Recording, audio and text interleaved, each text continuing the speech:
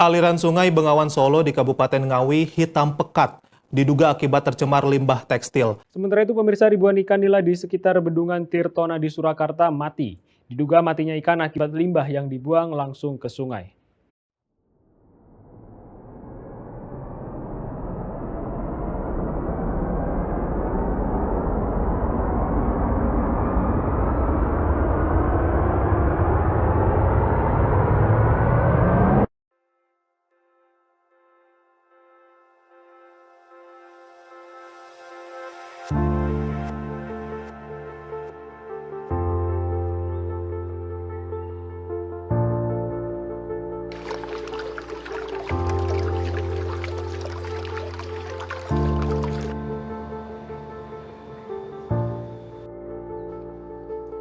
Amid the environmental damage caused by batik and textile production, small-scale efforts begin to move in different directions.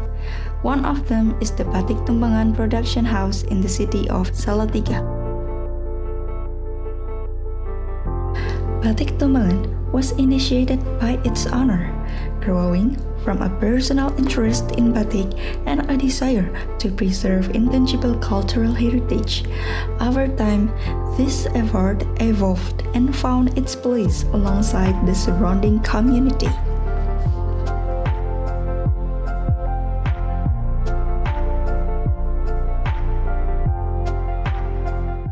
Perkenalkan, nama saya Minariati. Tempat tinggal saya di RT 3 RW 5 Bancaan Tengah, dan saya di sini sebagai owner Batik Tumpangan. Kami mendirikan Batik Tumpangan itu sejak 2013.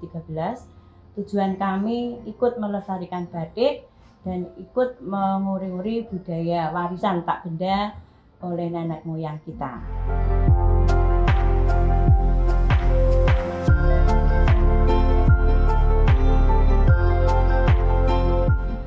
Filosofi Batik Tumpangan sendiri yaitu kami mengucapkan syukur kepada Allah Subhanahu wa Ta'ala bahwa saya ikut melestarikan batik di lingkungan Salatiga, khususnya di Indonesia, bahwa kami harapkan dengan tren Batik Tumpangan ini batik kami bisa menjulang seperti itu.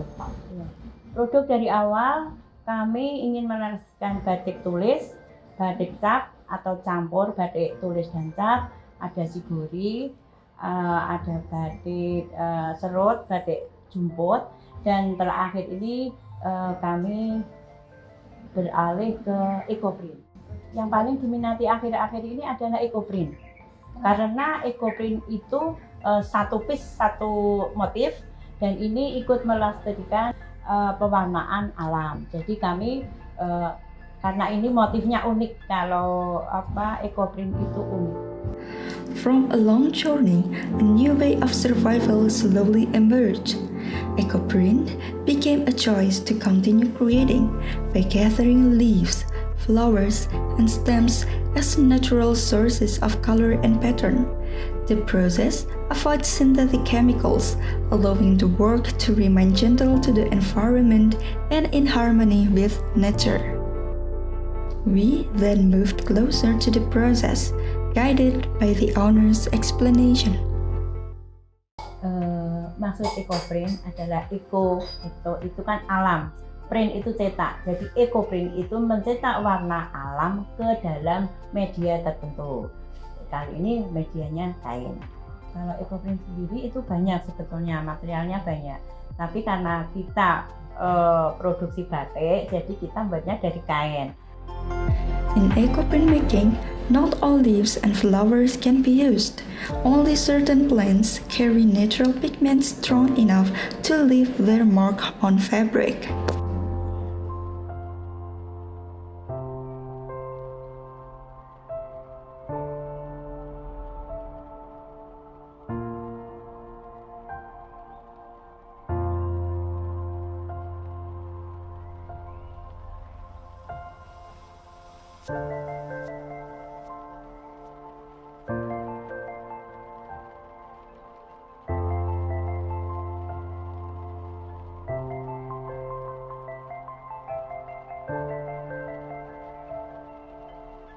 Natural dyes also play an essential role in this process.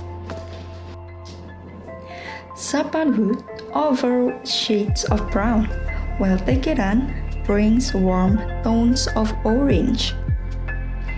Each carrying its own color, texture, and character, shaping the patterns that slowly emerge on the fabric. Jadi kain, sama-sama kain kita mordan. Apakah itu mordan? Mordan adalah proses perebusan kain dicampur dengan tawas, dengan soda as. Kita rebus selama 1 jam, kita diamkan semalaman. Ini baru kita paginya kita cuci bersih, paling tidak 3 kali biar semuanya hilang. Baru kita angin-anginkan. Tujuan apa kita mordan? Tujuannya adalah untuk menghilangkan kotoran di dalam kain. Contohnya ada kanji di situ. Terus tujuan lain apa mordan? Untuk menguatkan benang. Nah, proses selanjutnya setelah kain kita mordan, kita tahap yang kedua yaitu treatment. Melalui treatment ada 2 treatment, kita treatment daun dan kita treatment kain. Yang pertama treatment daun. Daun kita rendam ke dalam air yang panas tapi belum sampai mendidih selama kurang lebih 30 menit. Setelah itu kita tiriskan. Setelah tiris kita masukkan ke larutan tunjung, kita rendam selama 30 menit lalu kita tiriskan. Setelah daun kita tiriskan, kita elap, tapi jangan sampai kering ya. Jadi lembab istilahnya, daunnya itu lembab. Nah, kita sisihkan dulu. Kita treatment yang kedua yaitu treatment kain. Kain setelah kita mordan, kita anginkan agak lembab, kita masukkan ke dalam larutan pewarna alam. Pewarna alam di sini ada secang, ada jolawe, ada tegeran.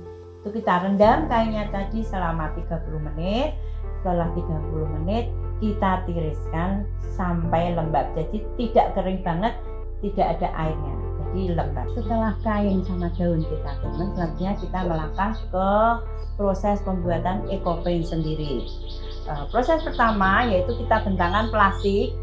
Di bawah plastik, lalu kita tutup dengan kain yang sudah kita treatment tadi. Kita bentangkan yang rapi nih. Jadi tarik sana sini, lalu kita tata daun di atasnya. Daun yang sudah kita treatment tadi, kita tata di atas kain. Terus kita tutup lagi kain. Nah, ini prosesnya namanya botani blanket. Botani blanket di sini adalah kain dasar itu pewarna alam, blanketnya pewarna alam. Itu namanya botani blanket. Setelah kita tutup lagi plastik sepanjang kain. Terus di situ kita rapikan, terus kita injek-injek merata. Setelah kita injek-injek, kita injek lagi dengan pralon atau dengan sesuatu yang bulat itu untuk menempelkan daun di kain. Setelah menempel semua, kita gulung. Kita gulung dari ajeng sana boleh, ujung sini boleh. Kita gulung kenceng. Setelah itu kita lipat, kita ikat sampai kenceng sekali. Terus kita kukus. Terus yang iron blanket itu bawahnya plastik, kita kain, kita tata lagi dengan daun yang sudah kita treatment tadi, kita tutup kain yang kita rendam dengan tunjung. Sama prosesnya, kita tutup dengan plastik lagi, kita injek-injek, kita tekan dengan alat pralon atau besi atau apa, kita gulung lagi, kita ikat kenceng, pokoknya sampai kenceng gitu ya. Terus kita kukus selama minimal 2 jam. Harus minimal 2 jam. Karena harus 2 jam, karena apa? Karena daun-daun tainen, daun bisa menempel ke kain. Setelah kita steam 2 jam, terus kita turunkan dan baru kita bisa buka hasilnya gitu. Nah, ini seninya, uniknya membuat ekoprint itu begitu. Jadi kita kayak menanti kelahiran gitu ya, menanti kelahiran ini bagus apa enggak gitu ya. Setelah kita buka, nah hasilnya di situ bisa kelihatan. Setelah itu kita angin-anginkan, terus selang minimal 3 hari baru kita fiksasi atau kita kunci. Kenapa nunggu 3 hari? karena warna daun yang nempel di kain itu biar menempel sempurna. Kita kunci dengan tawas, kita rendam dengan cairan tawas, kita cuci bersih, kita jering lagi, kita angin-anginkan lagi, tapi tindrinya jangan sampai kena matahari. Menjemurnya tidak langsung dengan matahari, karena apa? Karena warna alam itu warna yang bukan sintetis, jadi agak lemah, jadi kena matahari nanti bisa pudar. Setelah itu kita cuci bersih, kita angin-anginkan lagi, nah, itu prosesnya sudah selesai di situ. Di situ uniknya EcoPrint. Kita melanjut ke cara EcoPrint yang kedua. Kalau tadi kita bikin sistem steam, kalau sekarang ponding. Nah, ponding ini saya rekomendasikan hanya untuk buah tangan, jadi bukan untuk kain. Gitu ya. Nah, di sini proses ponding sendiri yang pertama sama tadi plastik kita bentangkan, terus di atas kita kain, langsung kita tata daun-daun, di situ daun kembang situ, terus nanti kita tutup plastik lagi, terus kita pukul-pukul sampai merata di situ, pukul. Itu setelah merata baru kita angin-anginkan. Jadi kalau ponding itu tidak melalui proses steam. Ini sama juga nanti fiksasinya atau pengunci warnanya itu 3 hari setelah ponding kita angin-anginkan.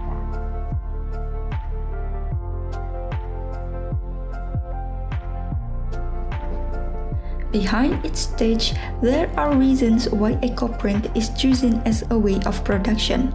When the fabric is finished, attention does not end with the cloth itself.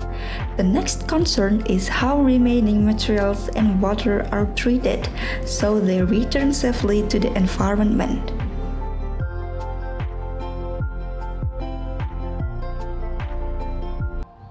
Yang tadinya saya membuat bahan batik itu banyak limbahnya, karena kembali ke EcoPrint, karena EcoPrint itu hampir tidak ada limbahnya, zero limbah.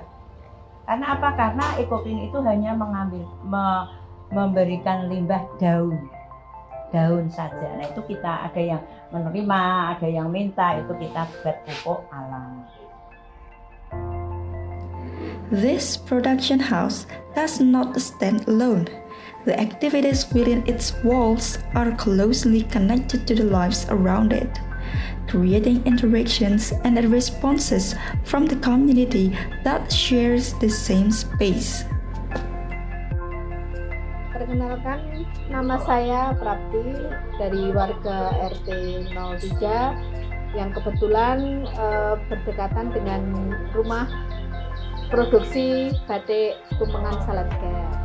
Untuk tanggapan saya dengan adanya rumah produksi batik Tumpengan itu bisa menambah bagi pribadi saya untuk belajar gimana toh caranya kita membuat batik maupun dari batik Tumpengan yang beraneka jenis ya, seperti ada EcoPrint, terus ada shibori, ada batik tulis. Nah itu sangat berguna sekali bagi saya karena saya dapat belajar langsung dengan ownernya.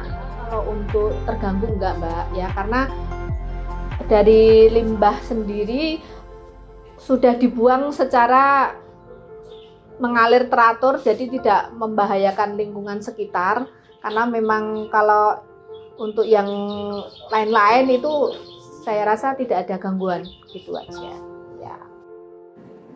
A similar perspective is also shared by the neighborhood head, representing the local community. He shares his response to the presence and daily activities of this production house. Terima kasih, nama saya Teguh Hadi Sunanto. Saya Ketua RT 03 RW 5 Kelurahan Sidoarjo Lor.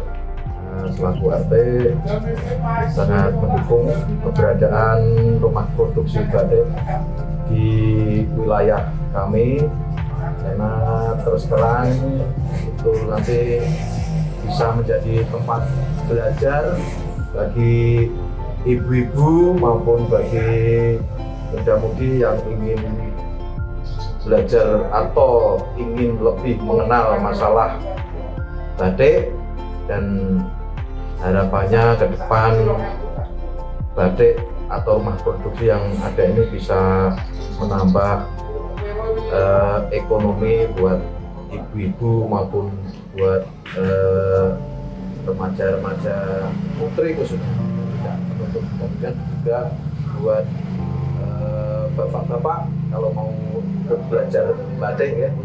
Saya pribadi maupun warga merasa tidak terganggu dengan rumah produksi. Kaitannya dengan limbah, adanya kemarin sudah untuk limbah ini dibuang sudah pada tempatnya ya, tidak menimbulkan pencemaran baik bau atau yang lain di lingkungan RT 03. With support from the surrounding environment, EcoPrint moves into its next chapter. The owner shares stories of selling the work and the hopes she carries forward. Selama ini penjualan EcoPrint itu pertama melalui pameran-pameran, yang kedua melalui dari mulut ke mulut, yang ketiga berdasarkan pesanan saja. Tantangan terbesar pengusaha batik di sini itu adalah printing. Jadi banyaknya printing yang beredar di masyarakat. Jadi EcoPrint juga bisa diprinting. Jadi langsung harganya dengan murah. Nah itu tantangan terberat, saingan terberat dari pengusaha batik, khususnya kain EcoPrint. EcoPrint itu kita pertahankan karena di sini di samping melestarikan warisan budaya nenek moyang kita, juga ikut melestarikan alam dengan membuat EcoPrint kita zero limbah. Jadi itu yang tetap kita pertahankan walaupun usaha ini istilahnya Senin Kemis gitu ya, nggak jalan, nggak rame seperti kemarin, tapi yakin saja bahwa masih banyak orang yang menggemar kain khususnya EcoPrint secara handmade. Jadi usaha batik ini harapan kami pewaris muda ini, anak-anak muda itu diharapkan senang dengan batik. Yang pertama, yang kedua banyak workshop atau seminar-seminar tentang batik. Jadi ini khusus bisa melestarikan batik dan bisa membantu pengrajin batik. Harapan saya sih pengennya berkembang gitu ya, seperti filosofi tumpengan tadi. Itu harapannya naik tumpengan ya, batiknya berkembang, EcoPrint berkembang, semuanya berkembang. Tapi itu tidak lepas dari minat dan dari generasi muda. From every leaf that is baked, a pattern is formed, never repeated, never the same. EcoPrint speaks of patience and balance. It is not simply the act of printing color, but a quiet dialogue between humans and nature, holding hope for the sustainability of both the craft and the earth we care for. In this journey, Batik Tumbangan shows that tradition is not something left behind in the past. It continues to grow, adapting to change while holding on to its roots. By staying connected to culture, community, and the environment, it finds a way to move forward with awareness and care. In the end, this story reminds us that preserving heritage and protecting the earth can walk side by side.